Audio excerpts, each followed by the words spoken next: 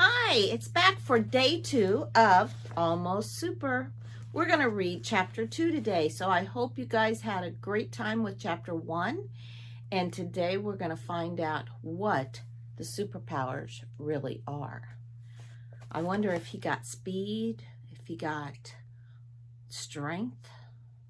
I don't know. Hey, do you have your superpower colors on? I've got my orange and black back on, and I have my orange glass so I can get a drink. All right, here we go. Chapter 2. I'm always afraid of getting lava down my pants. I didn't cry. I wanted to. And I left the living room because I was worried I would start, but I never did. I got to my room, closed the door, and pulled at my hair. 10 seconds later, Mom was there knocking on my door. Rafter, come on out, honey. I stared at the door and fought down the tears. 13 years olds don't cry, and superheroes definitely don't. But then again, I wasn't exactly a superhero. Come on, sweetie, Mom said. Everybody's waiting. I'd rather not come out, Mom, I said, keeping my voice steady. I think I'd like a little time alone. Rafter, don't make me count to 10, she said, in her voice firm. I closed my eyes and hoped Mom was joking. I wasn't 6. 1. And with that, I knew she'd won. I refused to be treated like a child. I steeled myself, marched to the door, and opened it. I walked past Mom and made my way to the living room. My relatives sat there, as quiet as spectators at a golf game. 5 minutes earlier, an excited buzz had filled the room. Now there was just awkward silence. Benny looked as miserable as I felt. He sat on the bench, his head resting in his hands. This morning, the world was ours for the taking. We were going to be heroes. I focused on walking to the piano. I didn't look at anyone. Okay, boys, Dad said, and I heard the same firmness in his voice that I'd heard from Mom. I know you may not have gotten the exact power you wanted, and that's no excuse for moping around. When I was your age, I wanted to be a human torch. I loved to start things on fire and watch them burn.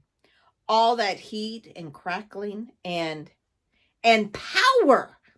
One time when I was 8, I took some matches and some WD-40 and a stack of old tractor tires. Oh dear, Mom said. I don't think we need to go into that right now. Dad stopped. Oh, right, of course. Let me go on the record saying it's never safe to play with matches, and Smokey the Bear really knows his stuff. He cleared his throat. Anyway, I didn't get the power I wanted, but flying has worked out just fine.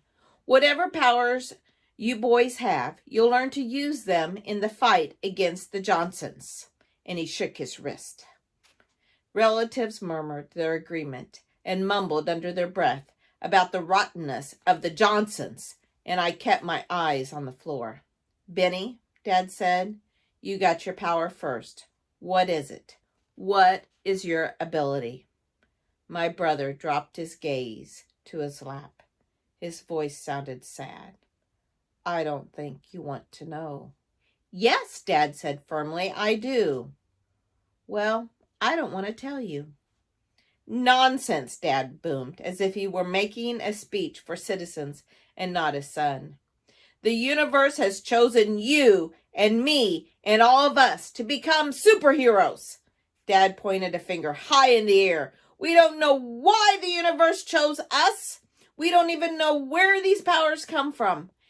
And we certainly can't pretend to understand why they come on February 29th at 4:23 in the afternoon. Several relatives nodded. But we use these powers for good, Dad said. Always for good. We fight evil wherever it may rear its ugly head. We are the Baileys, and we are superheroes. Dad paused for dramatic effect. And then, in the most commanding superhero voice he could muster, he said, Benjamin Sinclair Bailey, what superpower do you have that will aid us in this fight? Benny looked up at Dad. Complete silence settled over the room. Benny's voice was a whisper, but it carried to every person in the room. I can turn my belly button from an innie to an outie. Nobody said a word for 10 seconds. Then everybody started yelling at once. That's not a superpower. Surely you're mistaken. Is it high-powered? Can you shoot out your belly button lint? Curious. Very curious. Quiet. Dad's voice broke through the shouting, and my family settled down. Everyone looked around in disbelief, but all the eyes eventually fell on Benny. He returned their game with a face carved of stone. He returned their gaze with a face carved of stone. Then, without breaking eye contact, he lifted his shirt. He had a normal-looking belly button, an innie. With a soft pop, his belly button popped out of his stomach. It was still ordinary-looking, but now it was an outie. Oh, was all Dad could manage. Mom said, can you change it back? With a pop, Benny's belly button retreated back inside, his stomach like a frightened turtle. Benny pulled his shirt down. Ta-da, he said weakly. I looked at my brother, and for a moment our eyes met. He looked disappointed. No, not disappointed. Full of complete and utter despair, like he'd been broken. I knew exactly how he felt. Everyone was staring at us, but I didn't care. I put my arm around my little brother and gave his shoulders a squeeze. Well, we'll figure this out, I said low enough that only Benny could hear. I didn't know if we could figure this out. I didn't even know if there was anything to figure out, but I had to say something. Rafter, honey, Mom said, and I heard a nervous lilt in her voice. What about you? What's your power? I didn't know exactly how to describe it. I decided a demonstration would be better. I took a deep breath. Dad, can you get me a couple of matches? I asked. Oh, Dad said, you got a firepower. Lucky you. Yeah, lucky me. Dad left to get matches. I scooted down the piano bench so I could be within arm's length of the couch. Dad returned. Here you go. And he dropped a dozen matches into my hand. I took a deep breath. These matches are the kind that you can only strike on the box, right? Dad nodded. Safety first. That's our family motto. There wasn't any way to make it sound incredible, so I just said it. I can also strike them on polyester. I took a match, leaned over, and slid it along the couch. The match flared to life. I let it burn for a few seconds and then blew it out. Every superhero in the room stared at me. Only polyester? Mom asked. Her voice was small in the silence of the room. I slid a new match along the leather seat of the piano bench. Nothing. I slid it along my shirt. Nothing. Yep.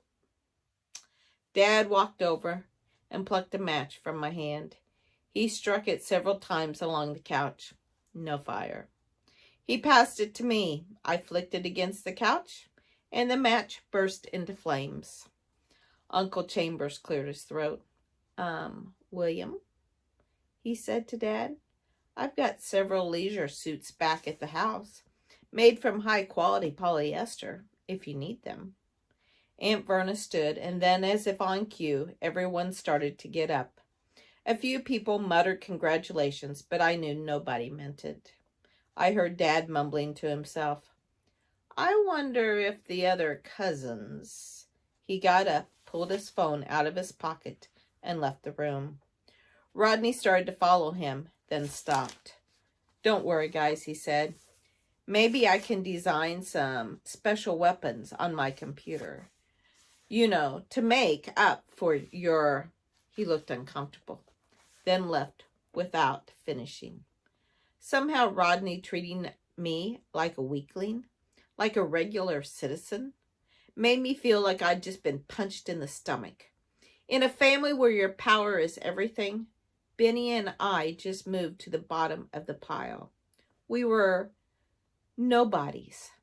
I put my elbows on my knees and my head in my hands. Mom pulled Aunt Great Silva Matilda away from the fireplace. The movement caused her to burp, sending out a small flash of yellow flame. Even Great Aunt Silva Matilda's belching is more powerful than we are, Benny mumbled. I stared at the floor and listened to my relatives put on their coats, gathered children from outside, and headed to their cars. Soon the only noise was the ticking of the clock, and I barely noticed. When Grandpa spoke, I almost fell off the bench. I thought he'd left with the others, but he still sat in the easy chair, his feet resting on the ottoman. Look at you two boys, he said, sitting on that bench, sniffling and pinning away like a couple of namby-bambies. I didn't know what pinning meant, but I could guess. It might sound like I've got the meanest grandpa in the world, but that's just his style. He'll step in and help you when you really need it. But if you've got a hangnail or a small splinter, he's probably not the best guy to go to for sympathy. He's likely just to whack you on the back of the head and tell you to stop belly aching. You saw what happened, Grandpa Benny said. We got worthless powers. The only thing I can do is pop out my navel half an inch. Grandpa snorted and then plucked his lips. His white mustache reached up towards his nose. I'm going to let you boys in on a little secret, he said. I've been alive for almost 65 years now. I thought a lot about these powers our family gets, and what I've noticed is that these powers don't make us super. Technically, if you want to get right down to it, we're all just a bunch of freaks. I mean, what normal person brings fire out of their mouths? That's something you'd expect to see in a circus or in a heartburn commercial. Not in real life. Grandpa put his feet on the floor. Listen, he said. Do you know what the Latin root for super is? I shook my head. The root of super is soup, Grandpa said, which means tasty liquid. He paused. Wait. That doesn't sound right. Actually, forget Latin. Let's stick with English. The definition of super is above or beyond. Now, I don't know anybody who can pop their belly button in and out, Benny. Nor do I know anybody who can strike a match without having to leave the comfort of the couch. Those abilities are above and beyond what is natural, and therefore you boys have superpowers. Yeah, but Grandpa, I started.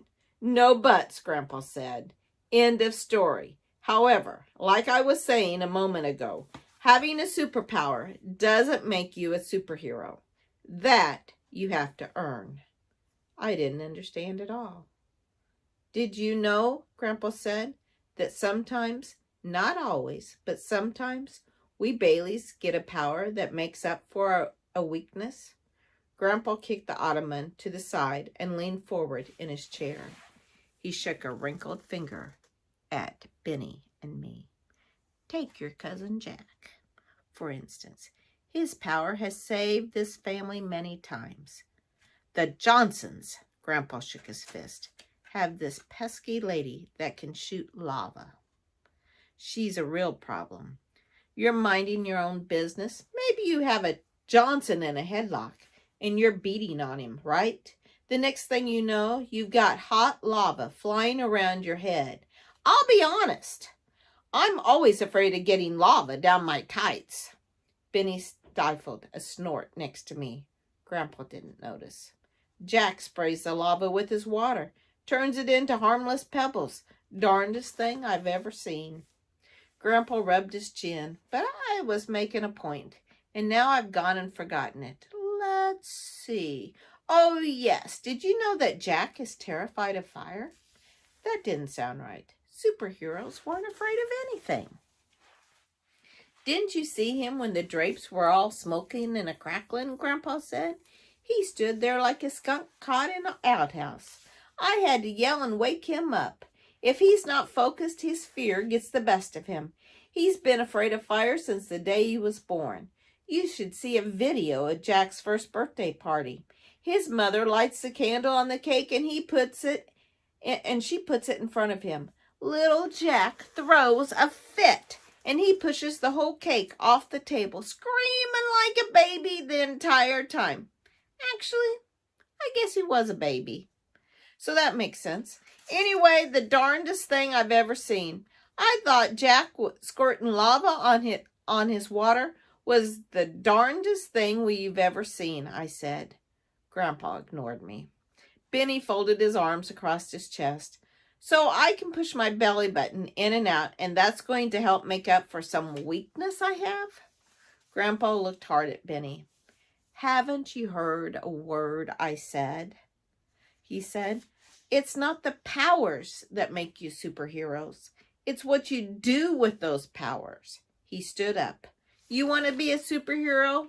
You have to earn it. I'm only going to say this once because you boys are smart enough to get it on the first go around.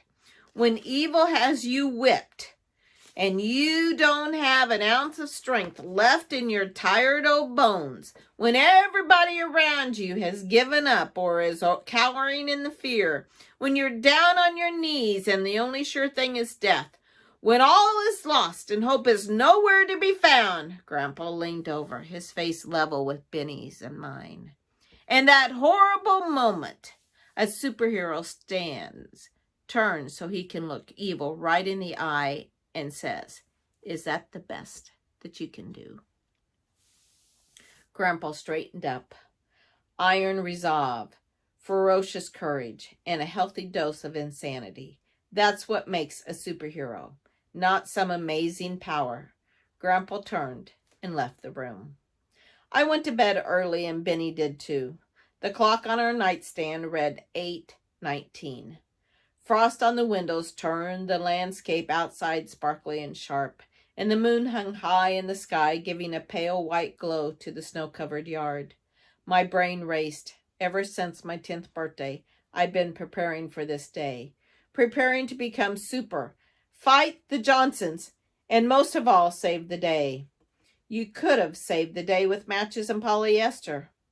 I heard Benny get out of bed. He was looking through one of his drawers. What are you doing? I sat up in my bed. Benny pulled out a marble. I just thought of something, he said. What if my belly button is high-powered? It does pop out pretty quick. What if I plug it up with this marble and then shoot it out? If it comes out like a bullet, that would be something useful. He lifted his shirt and stuck the marble into his belly button. It promptly fell back out. Dang it, Billy exclaimed. It's not exactly staying in. Benny tried several times to get the marble to stay in his navel. Try laying on your back, I said, and then put the marble on the top of your belly button. That way gravity will hold it in place. But how can I shoot anybody with it if I'm lying on my back? Benny asked. I could only point it straight up. I shrugged. Just try it. Benny got down on the floor and lay on his back. I guess I could always pretend to be knocked out, and then when a Johnson leans over to gloat, I could shoot him. Lifting his shirt, Benny placed the marble carefully on his belly button. It glistened in the darkness. Okay, Benny said. Here goes nothing. I heard a soft pop. The marble flipped up about 2 inches and then fell harmlessly to the floor and rolled under the bed. Dang it! Benny sat up and his shoulders slumped. It was a good try, I said. It was a good superhero thinking. I wanted it to work, Benny said, because otherwise we're in huge trouble.